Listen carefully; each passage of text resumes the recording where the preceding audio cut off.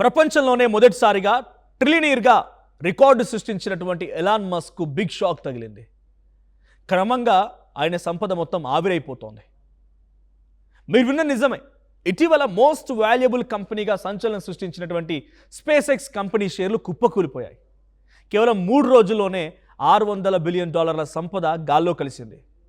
Indian కరెన్సీలో చెప్పాలంటే అక్షరాల 50 లక్షల కోట్ల రూపాయలు స్వాహా అయింది. అసలేం జరిగింది?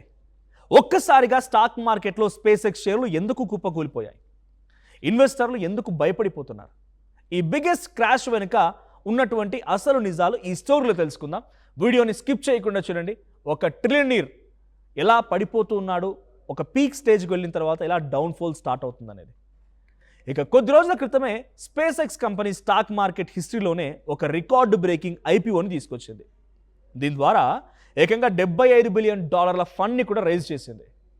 Elon Musk craze, SpaceX రాకెట్లు, స్టార్లింక్ శాటిలైట్ సక్సెస్ చూసి ఇన్వెస్టర్లు ఒక్కసారిగా ఎగబడిపోయారు.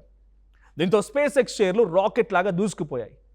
కంపెనీ టోటల్ మార్కెట్ క్యాపిటలైజేషన్ ప్రపంచంలోనే టాప్ రేంజ్కు చేరింది. కానీ ఈ సంతోషం ఎంతో కాలం నిలవలేదు.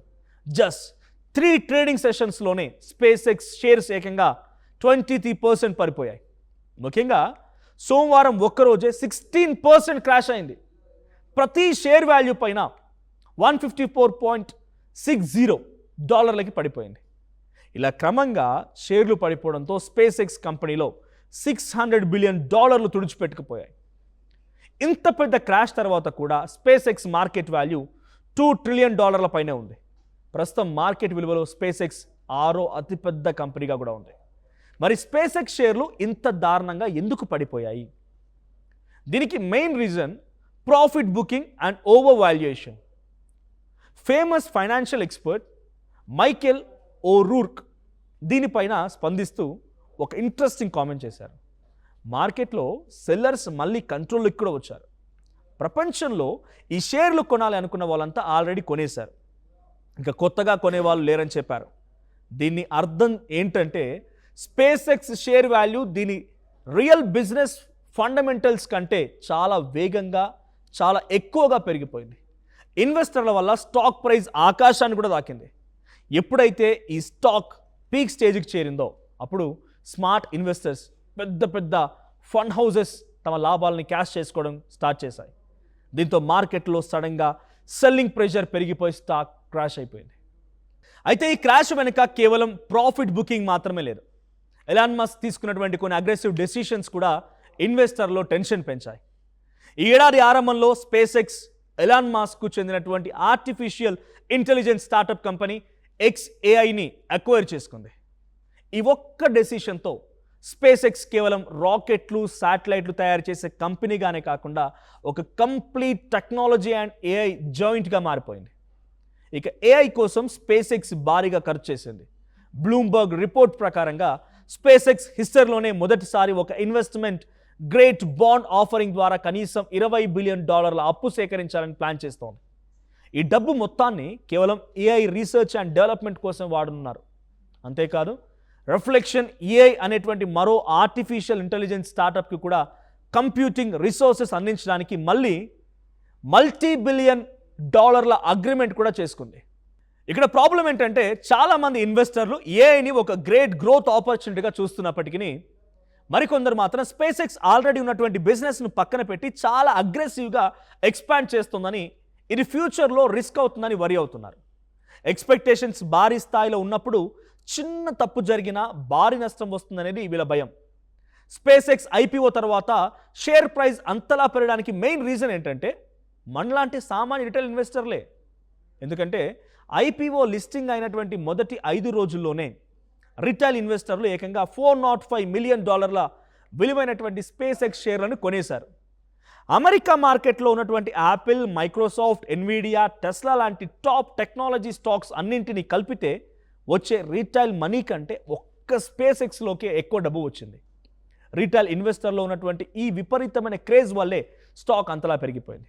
కానీ మార్కెట్ రూల్ ఏంటంటే రీటైల్ సెంటిమెంట్తో పెరిగేటువంటి స్టాక్స్ ఆ సెంటిమెంట్ మారినప్పుడు అంతే స్పీడ్గా పడిపోతాయి. సోమవారం కూడా రిటైల్ ఇన్వెస్టర్లు కొనుగోలు జరిపినప్పటికీ అంతకుముందు వారంతో పోలిస్తే ఆ స్పీడ్ చాలా తగ్గిపోయింది. ఇక కీ బ్యాంక్ క్యాపిటల్ మార్కెట్స్ అనే సంస్థ కూడా దీనిపై ఒక రిపోర్ట్ ఇచ్చింది. స్పేస్ ఎక్స్ స్పేస్ సెక్టార్లో లీడర్ అయినప్పటికీ కంపెనీ ఫ్యూచర్ గ్రోత్ అంతా ఆల్రెడీ ఈ కరెంట్ ప్రైస్లోనే రిఫ్లెక్ట్ అయిపోయిందని, ఇన్వెస్టర్లు ఫ్యూచర్లో ఎప్పుడో వచ్చేటువంటి గ్రోత్ కోసం ఇప్పుడే భారీగా ప్రీమియం ప్రైస్ చెల్లిస్తున్నారని చెప్తూ కేవలం హోల్డ్ రేటింగ్ ఇచ్చింది. ఇది కూడా ఇన్వెస్టర్లను ఆలోచనలో పడేసింది. సో ఫైనల్గా చూస్తే స్పేస్ ఎక్స్ $600 బిలియన్ సంపద కోల్పోయినప్పటికీ దాని ఐపీఓ షేర్ ధర $135, $135 అక్కడే ట్రేడ్ అవుతోంది. కంపెనీ మార్కెట్ క్యాష్ ఇప్పటికీ $2 ట్రిలియన్ పైనే ఉంది.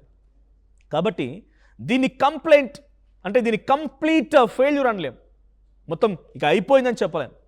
ఇదొక హెల్తీ మార్కెట్ కరెక్షన్ మాత్రమేనని కొందరు ఎక్స్పర్ట్స్ చెప్తున్నారు. కానీ ఈ 3 రోజుల వరుస నష్టాలు ఒక స్ట్రాంగ్ మెసేజ్ ఇచ్చాయి. ఎలాన్ మస్క్ ఎంతటి గ్రేట్ విజనరీ అయినప్పటికీ బిజినెస్ నడవాల్సింది రియాలిటీ ప్రాఫిట్స్ పైనే, కానీ కేవలం హైప్తో కాదని చాలా స్పష్టంగా అర్థమైంది. స్పేస్ ఎక్స్ తన స్పేస్లో బిజినెస్తో పాటుగా ఆర్టిఫిషియల్ ఇంటెలిజెన్స్తో అనుకున్న టార్గెట్స్ను రీచ్ అవ్వగలదా, వాల్యుయేషన్కి తగ్గట్టుగా రిజల్ట్స్ చూపించగలదా అనేది కాలమే సమాధానం చెప్పాలి. మరి మీరేమనుకుంటున్నారు? ఎలాన్ మస్క్ స్పేస్ ఎక్స్ షేర్లు మళ్ళీ రికవర్ అయ్యి రాకెట్లా దూసుకెళ్తాయా లేక ఇంకా పడిపోతాయా? ఇక కొద్ది రోజుల క్రితమే SpaceX company stock market హిస్టరీలోనే ఒక రికార్డు బ్రేకింగ్ ఐపీఓని తీసుకొచ్చింది. దీని ద్వారా ఏకంగా $75 బిలియన్ ఫండ్ని కూడా రైజ్ చేసింది. Elon Musk craze, SpaceX రాకెట్లు, స్టార్లింక్ శాటిలైట్ సక్సెస్ చూసి ఇన్వెస్టర్లు ఒక్కసారిగా ఎగబడిపోయారు. దీంతో స్పేస్ ఎక్స్ షేర్లు రాకెట్ లాగా దూసుకుపోయాయి. కంపెనీ టోటల్ మార్కెట్ క్యాపిటలైజేషన్ ప్రపంచంలోనే టాప్ రేంజ్కు చేరింది. కానీ ఈ సంతోషం ఎంతో కాలం నిలవలేదు. జస్ట్ 3 ట్రేడింగ్ సెషన్స్లోనే స్పేస్ ఎక్స్ షేర్స్ ఏకంగా 23% పడిపోయాయి. ముఖ్యంగా సోమవారం ఒక్కరోజే 16% క్రాష్ అయింది. ప్రతి షేర్ వాల్యూ పైన $154.60 పడిపోయింది. ఇలా క్రమంగా షేర్లు పడిపోవడంతో స్పేస్ ఎక్స్ కంపెనీలో $600 బిలియన్ తుడిచిపెట్టుకుపోయాయి. ఇంత పెద్ద క్రాష్ తర్వాత కూడా space X market value $2 trillion పైనే ఉంది. ప్రస్తుతం మార్కెట్ విలువలో స్పేస్ ఎక్స్ 6వ అతిపెద్ద కంపెనీగా కూడా ఉంది. మరి స్పేస్ ఎక్స్ షేర్లు ఇంత దారుణంగా ఎందుకు పడిపోయాయి? దీనికి main reason profit booking and over valuation. Famous financial expert Michael O'Rourke దీనిపైన స్పందిస్తూ ఒక ఇంట్రెస్టింగ్ కామెంట్ చేశారు. మార్కెట్లో సెల్లర్స్ మళ్ళీ కంట్రోల్లోకి కూడా వచ్చారు. ప్రపంచంలో ఈ షేర్లు కొనాలి అనుకున్న వాళ్ళంతా ఆల్రెడీ కొనేశారు, ఇంకా కొత్తగా కొనేవాళ్ళు లేరని చెప్పారు. దీన్ని అర్థం ఏంటంటే స్పేస్ ఎక్స్ షేర్ వాల్యూ దీని రియల్ బిజినెస్ ఫండమెంటల్స్ కంటే చాలా వేగంగా, చాలా ఎక్కువగా పెరిగిపోయింది. ఇన్వెస్టర్ల వల్ల స్టాక్ ప్రైస్ ఆకాశాన్ని కూడా తాకింది. ఎప్పుడైతే ఈ స్టాక్ పీక్ స్టేజ్కి చేరిందో అప్పుడు స్మార్ట్ ఇన్వెస్టర్స్, పెద్ద పెద్ద ఫండ్ హౌసెస్ తమ లాభాలని క్యాష్ చేసుకోవడం స్టార్ట్ చేశాయి. దీంతో మార్కెట్లో సడన్గా సెల్లింగ్ ప్రెషర్ పెరిగిపోయి స్టాక్ క్రాష్ అయిపోయింది. అయితే ఈ క్రాష్ వెనుక కేవలం ప్రాఫిట్ బుకింగ్ మాత్రమే లేదు. ఎలాన్ మస్క్ తీసుకున్నటువంటి కొన్ని అగ్రెసివ్ డెసిషన్స్ కూడా ఇన్వెస్టర్లో టెన్షన్ పెంచాయి. ఈ ఏడాది ఆరంభంలో స్పేస్ ఎక్స్ ఎలాన్ మస్క్కు చెందినటువంటి ఆర్టిఫిషియల్ ఇంటెలిజెన్స్ స్టార్టప్ కంపెనీ XAIని అక్వైర్ చేసుకుంది. ఈ ఒక్క డెసిషన్తో స్పేస్ ఎక్స్ కేవలం రాకెట్లు, శాటిలైట్లు తయారు చేసే కంపెనీగానే కాకుండా ఒక కంప్లీట్ టెక్నాలజీ అండ్ AI జాయింట్గా మారిపోయింది. ఇక AI కోసం స్పేస్ ఎక్స్ భారీగా ఖర్చు చేసింది. బ్లూంబర్గ్ రిపోర్ట్ ప్రకారంగా స్పేస్ ఎక్స్ హిస్టరీలోనే మొదటిసారి ఒక ఇన్వెస్ట్మెంట్ గ్రేట్ బాండ్ ఆఫరింగ్ ద్వారా కనీసం $20 బిలియన్ అప్పు సేకరించాలని ప్లాన్ చేస్తోంది. ఈ డబ్బు మొత్తాన్ని కేవలం AI రీసెర్చ్ అండ్ డెవలప్మెంట్ కోసం వాడనున్నారు. అంతేకాదు రిఫ్లెక్షన్ AI అనేటువంటి మరో ఆర్టిఫిషియల్ ఇంటెలిజెన్స్ స్టార్టప్కి కూడా కంప్యూటింగ్ రిసోర్సెస్ అందించడానికి మళ్ళీ $multi-billion అగ్రిమెంట్ కూడా చేసుకుంది. ఇక్కడ ప్రాబ్లం ఏంటంటే చాలామంది ఇన్వెస్టర్లు AIని ఒక గ్రేట్ గ్రోత్ ఆపర్చునిటీగా చూస్తున్నప్పటికీ మరికొందరు మాత్రం స్పేస్ ఎక్స్ ఆల్రెడీ ఉన్నటువంటి బిజినెస్ను పక్కన పెట్టి చాలా అగ్రెసివ్గా ఎక్స్పాండ్ చేస్తుందని, ఇది ఫ్యూచర్లో రిస్క్ అవుతుందని వరి అవుతున్నారు. ఎక్స్పెక్టేషన్స్ భారీ స్థాయిలో ఉన్నప్పుడు చిన్న తప్పు జరిగినా భారీ నష్టం వస్తుందనేది వీళ్ళ భయం. స్పేస్ ఎక్స్ IPO తర్వాత షేర్ ప్రైస్ అంతలా పెరగడానికి మెయిన్ రీజన్ ఏంటంటే మనలాంటి సామాన్య రిటైల్ ఇన్వెస్టర్లే. ఎందుకంటే ఐపీఓ లిస్టింగ్ అయినటువంటి మొదటి 5 రోజుల్లోనే రిటైల్ ఇన్వెస్టర్లు ఏకంగా $405 మిలియన్ విలువైనటువంటి స్పేస్ ఎక్స్ షేర్లను కొనేశారు. అమెరికా మార్కెట్లో ఉన్నటువంటి యాపిల్, మైక్రోసాఫ్ట్, ఎన్విడియా, టెస్లా లాంటి టాప్ టెక్నాలజీ స్టాక్స్ అన్నింటినీ కలిపితే వచ్చే రీటైల్ మనీ కంటే ఒక్క స్పేస్ ఎక్స్లోకే ఎక్కువ డబ్బు వచ్చింది. రీటైల్ ఇన్వెస్టర్లో ఉన్నటువంటి ఈ విపరీతమైన క్రేజ్ వల్లే స్టాక్ అంతలా పెరిగిపోయింది. కానీ మార్కెట్ రూల్ ఏంటంటే రీటైల్ సెంటిమెంట్తో పెరిగేటువంటి స్టాక్స్ ఆ సెంటిమెంట్ మారినప్పుడు అంతే స్పీడ్గా పడిపోతాయి. సోమవారం కూడా రిటైల్ ఇన్వెస్టర్లు కొనుగోలు జరిపినప్పటికీ అంతకుముందు వారంతో పోలిస్తే ఆ స్పీడ్ చాలా తగ్గిపోయింది. కీ బ్యాంక్ క్యాపిటల్ మార్కెట్స్ అనే సంస్థ కూడా దీనిపై ఒక రిపోర్ట్ ఇచ్చింది. స్పేస్ ఎక్స్ స్పేస్ సెక్టార్లో లీడర్ అయినప్పటికీ కంపెనీ ఫ్యూచర్ గ్రోత్ అంతా ఆల్రెడీ ఈ కరెంట్ ప్రైస్లోనే రిఫ్లెక్ట్ అయిపోయిందని, ఇన్వెస్టర్లు ఫ్యూచర్లో ఎప్పుడో వచ్చేటువంటి గ్రోత్ కోసం ఇప్పుడే భారీగా ప్రీమియం ప్రైస్ చెల్లిస్తున్నారని చెప్తూ కేవలం హోల్డ్ రేటింగ్ ఇచ్చింది. ఇది కూడా ఇన్వెస్టర్లను ఆలోచనలో పడేసింది. సో ఫైనల్గా చూస్తే స్పేస్ ఎక్స్ $600 బిలియన్ సంపద కోల్పోయినప్పటికీ దాని ఐపీఓ షేర్ ధర $135, $135 అక్కడే ట్రేడ్ అవుతోంది. కంపెనీ మార్కెట్ క్యాష్ ఇప్పటికీ $2 ట్రిలియన్ పైనే ఉంది. కాబట్టి దీని కంప్లీట్ ఫెయిల్యూర్ అనలేం, మొత్తం ఇక అయిపోయిందని చెప్పలేం. ఇదొక హెల్తీ మార్కెట్ కరెక్షన్ మాత్రమేనని కొందరు ఎక్స్పర్ట్స్ చెప్తున్నారు. కానీ ఈ 3 రోజుల వరుస నష్టాలు ఒక స్ట్రాంగ్ మెసేజ్ ఇచ్చాయి. ఎలాన్ మస్క్ ఎంతటి గ్రేట్ విజనరీ అయినప్పటికీ బిజినెస్ నడవాల్సింది రియాలిటీ, ప్రాఫిట్స్ పైనే.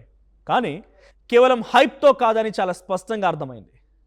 స్పేస్ ఎక్స్ తన స్పేస్లో బిజినెస్తో పాటుగా ఆర్టిఫిషియల్ ఇంటెలిజెన్స్తో అనుకున్న టార్గెట్స్ను రీచ్ అవ్వగలదా, వాల్యుయేషన్కి తగ్గట్టుగా రిజల్ట్స్ చూపించగలదా అనేది కాలమే సమాధానం చెప్పాలి.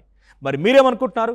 ఎలాన్ మస్క్ స్పేస్ ఎక్స్ షేర్లు మళ్ళీ రికవర్ అయ్యి రాకెట్లా దూసుకెళ్తాయా లేక ఇంకా పడిపోతాయా? మీ ఒపీనియన్ని కింద కామెంట్ సెక్షన్లో తెలియజేసే ప్రయత్నం చేయండి. మరిన్ని ఇంట్రెస్టింగ్ వీడియోస్ కోసం వెంటనే ఆర్ స్ట్రీమ్ని సబ్స్క్రైబ్ చేసుకోండి.